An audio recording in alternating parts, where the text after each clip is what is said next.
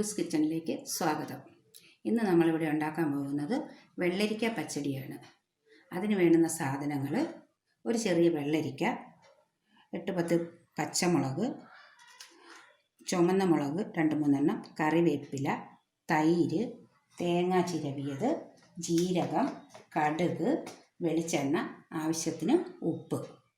ഇനി നമുക്ക് ഈ വെള്ളരിക്കായി ഒന്ന് അരിഞ്ഞ് റെഡിയാക്കി കൊണ്ടുവരാം. അതിനുശേഷം നമ്മൾ അതോടൊപ്പം തന്നെ ഈ തേങ്ങ ചിരണ്ടി വെച്ചിരിക്കുന്നതിനകത്തോട്ട് അതിൻ്റെ ചേരുവകൾ: ഒരു ചെറിയ ടീസ്പൂൺ ജീരകം, ഒരു വലിയ ടീസ്പൂൺ കടുക്, ഇവ കൂടി ചേർത്ത് തൈരും കൂട്ടി അരച്ചെടുക്കണം, അരപ്പ് റെഡിയാക്കണം.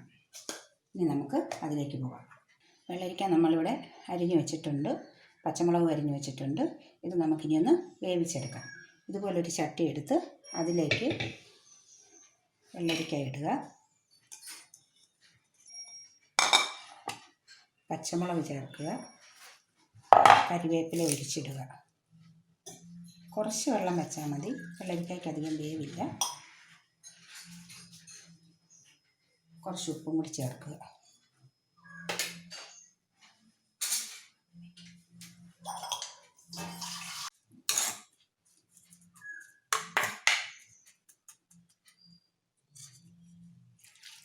വെള്ളരിക്ക ഒന്ന് വെന്ത് കിട്ടാനും മാത്രമുള്ള വെള്ളം ഒഴിച്ചാൽ മതി. ഇനി ഇത് നമുക്ക് അടുപ്പിൽ വെച്ച് വേവിച്ചെടുക്കാം.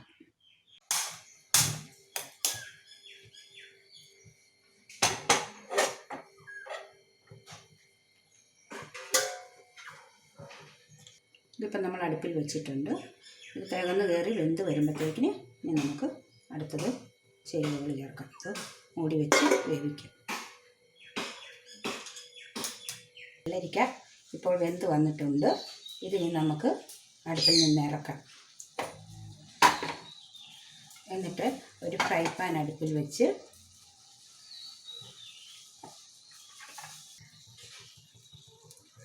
കുറച്ചെണ്ണ മതിയേ, ഇതൊന്ന് വഴന്ന് വരാൻ മാത്രം. എണ്ണ നന്നായി ഒന്ന് ചൂടാവട്ടെ.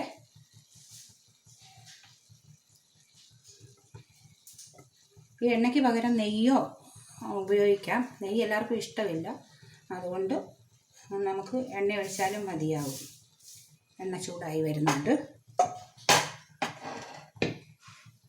ചൂടായി വന്നിട്ടുണ്ട്. നമുക്കിതിനകത്തോട്ട് ഇനി ഈ വേവിച്ച് വെച്ചിരിക്കുന്ന വെള്ളരിക്ക ഇട്ട് വഴറ്റാം.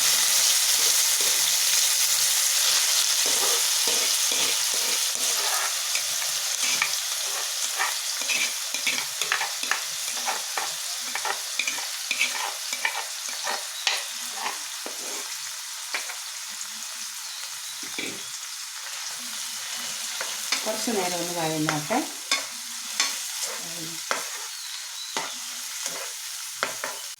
ഇതിപ്പോൾ വഴന്ന് വന്നിട്ടുണ്ട്. ഇതിനി നമുക്ക് ആ വേവിച്ച് വെച്ചിരിക്കുന്ന ചട്ടിയിലോട്ട് തന്നെ പകർത്താം. വേവിച്ച ചട്ടിയിലേക്ക് തന്നെ ഇത് നമ്മൾ പകർത്തി വെച്ചിട്ടുണ്ട്.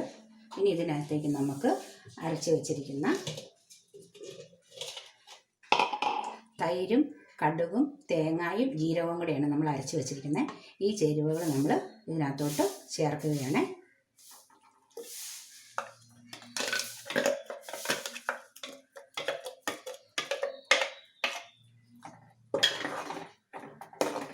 ചേർത്ത് നല്ലതായിട്ട് യോജിപ്പിച്ച് ഇളക്കി കൊടുക്കുക. ആവശ്യത്തിന് ഉപ്പ് വേണമെങ്കിൽ ഇട്ട് കൊടുത്തോണം. ആദ്യം നമ്മൾ കഷ്ണത്തിന് മാത്രമേ ഒരു ശകലം ഉപ്പ് ചേർത്തിട്ടുള്ളൂ. ഇപ്പോൾ പുളിയൊക്കെ ചെന്ന് കഴിഞ്ഞപ്പോഴത്തേക്കിന് ഉപ്പിനിയും വേണ്ടി വരും.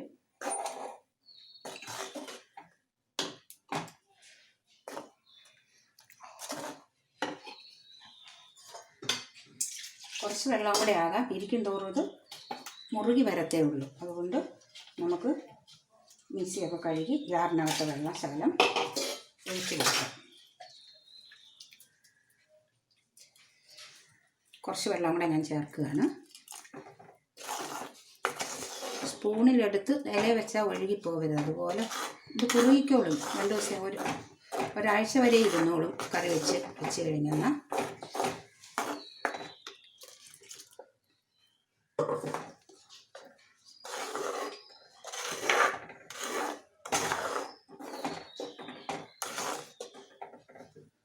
ഉപ്പും കൂടി നമുക്ക് ഇട്ട് കൊടുക്കാം.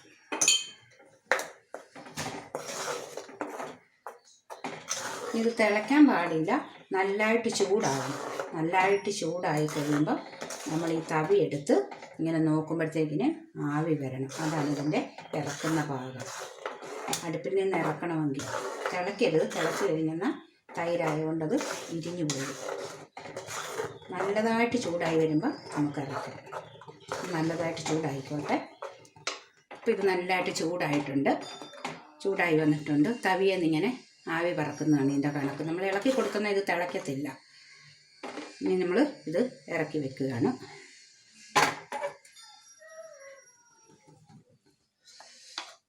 ഒരു ചീനിച്ചട്ടി അടുപ്പിൽ വെച്ച് കടുക് വറുത്ത് ഇടാം. നമുക്കിതിലേക്ക് ആവശ്യത്തിനുള്ള എണ്ണ ഒഴിച്ചു കൊടുക്കാം.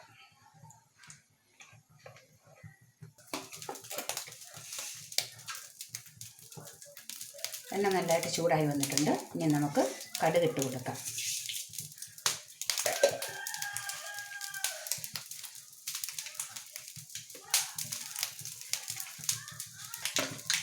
കടുക് പൊട്ടി വരുന്നുണ്ട്. ഇതിലേക്ക് നമുക്ക് മുളക് ഇട്ട് കൊടുക്കാം.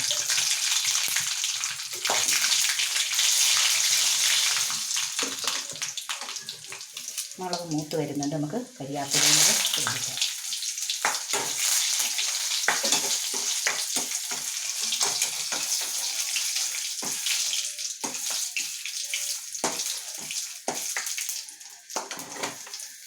ഇത് നമ്മൾ ചേർത്ത് വെച്ചിരുന്ന പച്ചടിയിലേക്ക്